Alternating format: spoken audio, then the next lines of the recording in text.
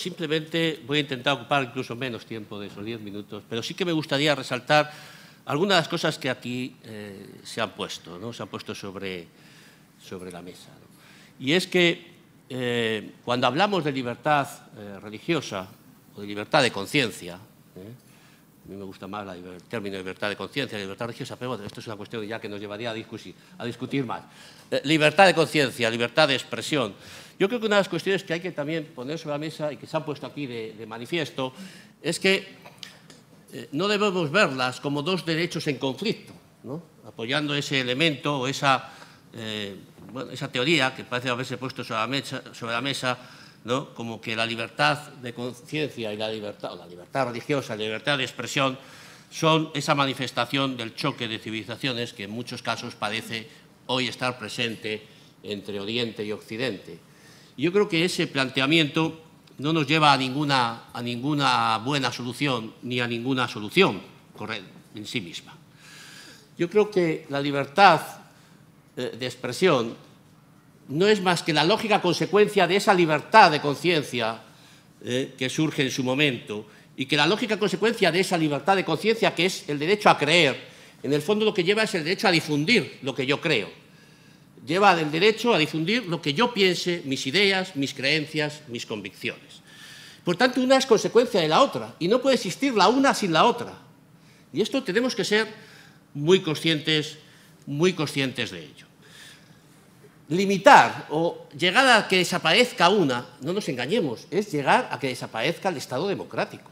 Y esto es una cuestión que tenemos que tener muy presente.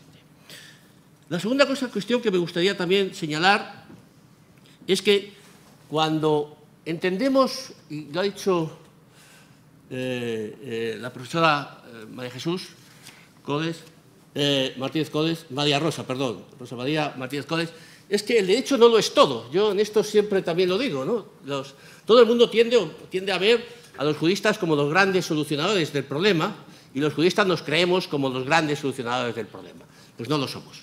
Yo creo que en un tema como este no lo somos. Porque si intervenimos los juristas es que algo ha salido mal. Es como cuando interviene el médico. Es que hay un mal y hay que atajarlo. Y más aún si interviene el Código Penal. Si entendemos que este problema solo puede ser salvado por el Código Penal, no nos engañemos. Es que entonces nuestra sociedad ha fracasado. Ha fracasado. Es un fracaso. El Código Penal tiene que ser el mínimo común ético de una sociedad en la cual ahí ya es donde no cabe renunciar. Es donde están los principios esenciales donde una sociedad se identifica. Pero cuando aplicamos ese Código Penal para atacar a algo, o a alguien, mejor dicho, porque ya algo ya no, sino a alguien, es que entonces ha fracasado todo lo demás. Todas las vías anteriores han fracasado. Simplemente por decirles dos cuestiones que han salido sobre la mesa. A mí me parece que en una sociedad secularizada, un avance de esa sociedad secularizada ha sido el poner fin o el despenalizar a la blasfemia. Yo creo que justamente hay tipos generales que nos permiten combatir todo ese tipo de cosas. Y han salido aquí las injurias, el delito de injurias, el delito de calumnia. Incluso, fíjense ustedes, yo me llego a cuestionar el artículo 525 del Código Penal. ¿Por qué sancionar los sentimientos religiosos y no otros sentimientos? Es que el sentimiento religioso es más importante que otro sentimiento. ¿Por qué? ¿Por qué es más importante? ¿Por qué tiene que estar en ese reducto finito que es el Código Penal? Es que mis sentimientos como político o como desde el punto de vista ideológico no están ahí, o no deben estar igualmente protegidos.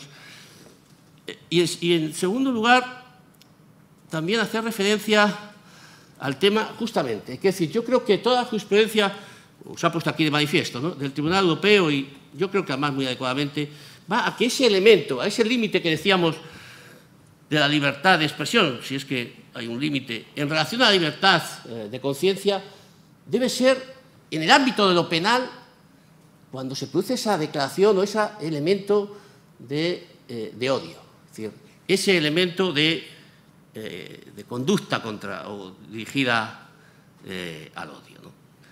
Y en ese sentido, fíjense ustedes, durante mucho tiempo nuestro Código Penal establecía que solo era delito del odio aquel que promoviera la violencia a través de sus manifestaciones. Con lo cual los tribunales españoles se veían en un problema. Yo podía sacar un tuit y decir y provocar al odio, pero si no había causa-efecto entre provocar el odio y la violencia que había conllevado ese odio, si yo no se podía demostrar ese elemento, no se daba el tipo. Bien, yo creo que, y nos debemos felicitar, que en la última reforma, después de una lucha importante desde la propia Dirección de Asuntos Religiosos, se ha introducido en el Código Penal esa modificación de ese artículo 510. Ya no hace falta unir la causa y el efecto. No hace falta que haya una violencia. Basta con que, evidentemente, se incite al odio. Y no hace falta demostrar que la persona que causó la violencia lo hizo por algo previo a esa incitación.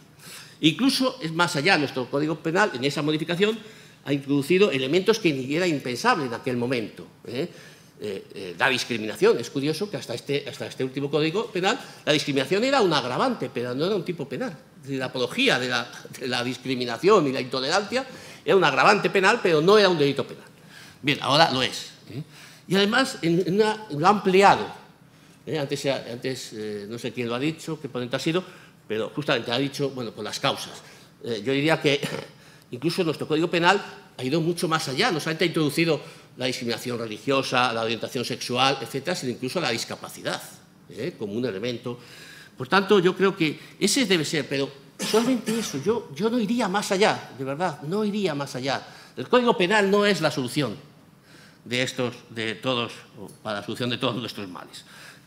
Y no debemos entender que la libertad religiosa, la libertad de expresión es algo contra la libertad religiosa. Yo creo que eso sería también un error.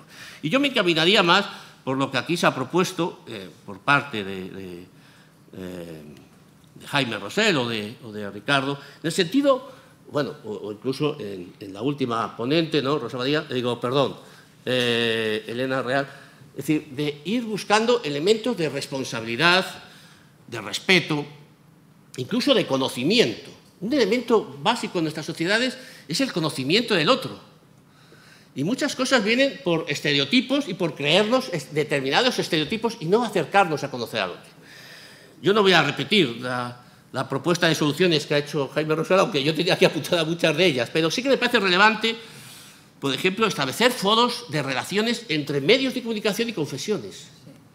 Y eso me parecería fundamental. No ya que también, pero bueno, que los propios medios de comunicación establecieran mecanismos de autocontrol o a través de esos decálogos que ellos tienen, etcétera, sino que hubiera foros de encuentro, foros de diálogo, como este que hoy, pues, periodistas o medios de comunicación y confesiones. También entre las propias confesiones, lo ha dicho Jaime, pero a mí me parece que es muy importante, ¿no?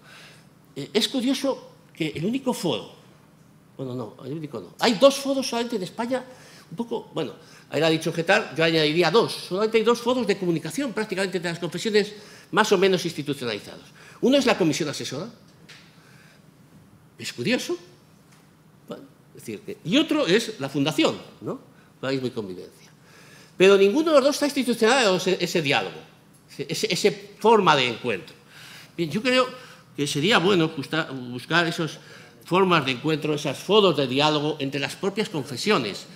Se ha hecho antes referencia a que justamente se echa en falta a veces condenas conjuntas sobre determinados actos, ¿no? Yo recuerdo, por ejemplo, en Nueva York hay un foro de diálogo justamente entre las confesiones y cuando se produjo el 11S, justamente ese foro de diálogo entre confesiones cristianas, judías y musulmanas hicieron un manifiesto en contra del 11M y por la tolerancia y la convivencia en la sociedad. Bien, yo creo que en España falta ese... a veces se dice, bueno, que desde el poder público, pero yo creo que es un error, el poder público lo tenemos que hacer todo, ¿no? Esta cosa, desde que el poder público lo haga, no, que lo hagan las confesiones, es decir, que son las que deben de hacerlo. Y también yo diría una cuestión, y ya con esto acabo, por ponerles un ejemplo. Yo recuerdo en el año... pues no me acuerdo del año. Debía ser, bueno, no sé, 2007. Recuerdo que hubo un foro, un congreso internacional sobre islamofobia y violencia musulmana, que se celebró en Valencia. En ese foro se hizo toda una declaración en contra del terrorismo islámico.